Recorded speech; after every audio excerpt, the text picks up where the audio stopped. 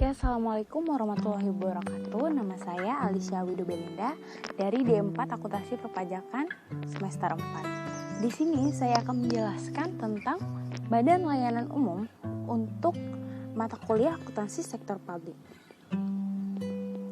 Nah, dasar hukum yang kita pakai yaitu satu Undang-Undang Nomor 17 Tahun 2003, yang kedua Undang-Undang Nomor 1 Tahun 2004, yang ketiga PP Nomor 71 Tahun 2010, yang keempat PMK Nomor 213-PMK.05-2013, yang kelima PMK Nomor 216-PMK.05-2015. Sebelumnya kita tuh harus tahu apa Badan Layanan Umum itu. Jadi, Badan Layanan Umum atau BLU adalah instansi di lingkungan pemerintah pusat ataupun pemerintah daerah yang dibentuk untuk memberikan layanan kepada masyarakat berupa penyediaan barang dan atau jasa yang dijual tanpa mengutamakan mencari keuntungan, dan dalam melakukan kegiatannya didasarkan pada prinsip efisiensi dan produktivitas. Nah, jadi BLU ini sama seperti satuan kerja lainnya. Jadi dia itu tidak mengutamakan untuk mencari keuntungan, tapi untuk memberikan layanan kepada masyarakat. Nah, BLU itu singkatnya BLU itu adalah satuan kerja perangkat daerah atau negara yang diberikan otonomi untuk mengelola keuangannya sendiri dengan tetap menjadi satuan kerja. Jadi, yang telah menjadi BLU itu pendapatannya akan diolah sendiri untuk keperluan BLU tersebut. Nah, apa sih syarat-syarat untuk menjadi Badan Layanan Umum itu? Yang pertama ada syarat substansif. Syarat substansif yang pertama itu ada penyediaan barang atau jasa layanan umum. Yang kedua ada pengelolaan wilayah tertentu untuk meningkatkan perekonomian masyarakat. Yang ketiga ada pengelolaan dana khusus untuk meningkatkan ekonomi. Nah, syarat yang kedua ada syarat teknis. Yang pertama, kinerja pelayanan di bidang tugas pokok dan fungsinya layak dikelola dan ditingkatkan. Yang kedua, kinerja keuangan satuan kerja instansi bersangkutan adalah sebagaimana ditunjuk dalam dokumen yang diusulkan. Nah, syarat yang ketiga itu adalah syarat administrasi, di mana syaratnya itu yang pertama harus ada pernyataan kesanggupan meningkatkan kinerja. Yang kedua, adanya pola tata kelola. Yang ketiga, adanya rencana bisnis. Yang keempat, adanya laporan keuangan pokok. Yang kelima, adanya standar pelayanan minimum. Dan yang keenam, laporan itu bersedia untuk diaudit. Nah, tapi bisa juga BLU itu dicabut untuk menjadi satuan kerja biasa lagi. Kenapa? Yang pertama itu dicabut karena Menteri Keuangan berdasarkan rekomendasi dari tim pembinaan, monitoring, dan evaluasi kinerja BLU. Yang kedua, dicabut Menteri Keuangan atas usulan pimpinan lembaga. Yang ketiga, ada berubah status menjadi badan hukum dengan kekayaan negara yang dipisahkan. Next. Nah, apa aja sih komponen laporan keuangan yang harus kita laporkan di BLU itu? Yaitu ada satu, laporan realisasi anggaran. Kedua, ada laporan perubahan saldo anggaran lebih. Ketiga, ada neraca. Keempat, ada laporan operasional. Kelima, ada laporan arus kas. Keenam, ada laporan perubahan ekuitas. Dan terakhir, ada catatan atas laporan keuangan. Nah, tujuan adanya laporan keuangan BLU itu yang pertama adalah menyediakan informasi mengenai posisi sumber daya ekonomi, kewajiban, dan ekuitas BLU. Yang kedua, menyediakan informasi mengenai perubahan posisi sumber daya ekonomi, kewajiban, dan ekuitas BLU. Yang ketiga, menyediakan informasi mengenai sumber, alokasi, dan penggunaan sumber daya ekonomi. Yang keempat, penyediaan informasi mengenai ketataan realisasi terhadap anggarannya. Yang kelima, menyediakan informasi mengenai cara entitas pelaporan dan mendanai aktivitasnya dan memenuhi kebutuhan kasnya.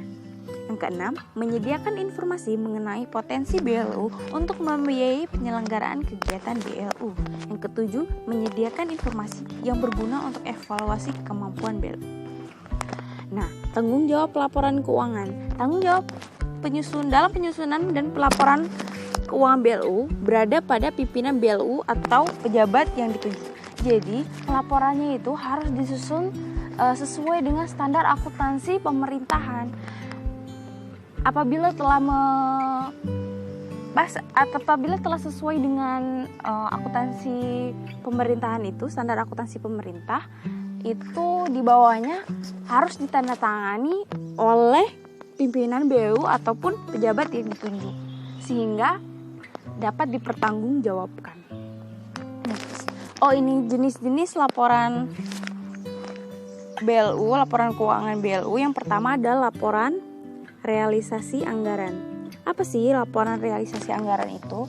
Laporan realisasi anggaran adalah laporan yang menyajikan pendapatan LRA, belanja, surplus atau defisit LRA BLU, pembiayaan BLU, dan sisa lebih atau kurang pembiayaan anggaran BLU yang masing-masing dibandingkan dengan anggaran dalam satu periode. Nah, pada LRA di BLU ini kurang-kurangnya itu harus menyajikan pendapatan, belanja, surplus atau defisit, penerimaan pembiayaan, pengeluaran pembiayaan, dan juga sisa lebih atau kurang atau silpa atau sikpa. Next, ada laporan perubahan saldo anggaran lebih. Jadi, laporan perubahan sisa anggaran lebih adalah laporan yang menyajikan informasi kenaikan atau penurunan saldo anggaran lebih tahun pelaporan dibandingkan dengan tahun sebelumnya. Nah, pada laporan ini itu sekurang-kurangnya menyajikan saldo anggaran lebih awal, ada penggunaan saldo anggaran lebih, ada sisa lebih atau kurang pembiayaan anggaran saldo berjalan, ada koreksi-koreksi kesalahan apabila di tahun sebelumnya ada koreksi, kemudian ada lain-lain, dan juga ada saldo anggaran lebih akhir. Next, ada neraca. Nah, kita tahu sendiri bahwa neraca itu adalah laporan keuangan yang menyajikan posisi keuangan mengenai aset, kewajiban, dan ekuitas pada tanggal tertentu di BLU ini. Nah, kita tahu kalau di neraca itu pasti ada aset, kewajiban, modal, atau ekuitas. Yang selanjutnya ada laporan operasional. Laporan operasional adalah laporan yang ikhtisar sumber daya ekonomi yang menambah ekuitas dan penggunaannya yang dikelola oleh pemerintah pusat untuk kegiatan penyelenggaraan pemerintahan dalam satu periode pelaporan. Nah, kalau yang di sini itu adanya pendapatan LO, ada beban, harus ada surplus atau defisit penjualan dari kegiatan operasional, kemudian ada kegiatan non operasional, ada surplus atau defisit sebelum pos luar biasa, kemudian ada pos luar biasanya, ada surplus atau defisit LO. Next, ada laporan arus kas. Nah, di laporan arus kas ini adalah laporan yang menyajikan informasi mengenai sumber, penggunaan perubahan kas dan setara kas selama satu periode akuntansi, dan saldo kas dan setara kas pada tanggal pelaporan BLU ini. Nah, kalau di laporan arus kas ini dibagi menjadi 4 bagian. Ada arus kas dari operasi, arus kas dari investasi, arus kas dari pendanaan, dan juga ada aktivitas transitoris. Kalau arus kas dari aktivitas transitoris itu adalah aktivitas yang selain dari kegiatan operasi, investasi, dan pendanaan, masuknya ke aktivitas transitoris.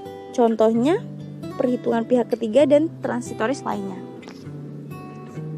Nah, ini yang terakhir ada laporan perubahan ekuitas. Laporan perubahan ekuitas adalah laporan yang menyajikan informasi kenaikan atau penurunan ekuitas tahun pelaporan dibandingkan dengan tahun sebelumnya.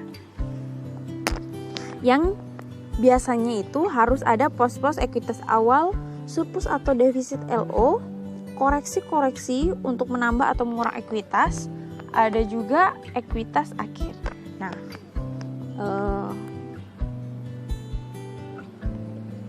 Sekian presentasi dari saya, kurang dan lebihnya saya mohon maaf. Saya akhiri. Wassalamualaikum warahmatullahi wabarakatuh.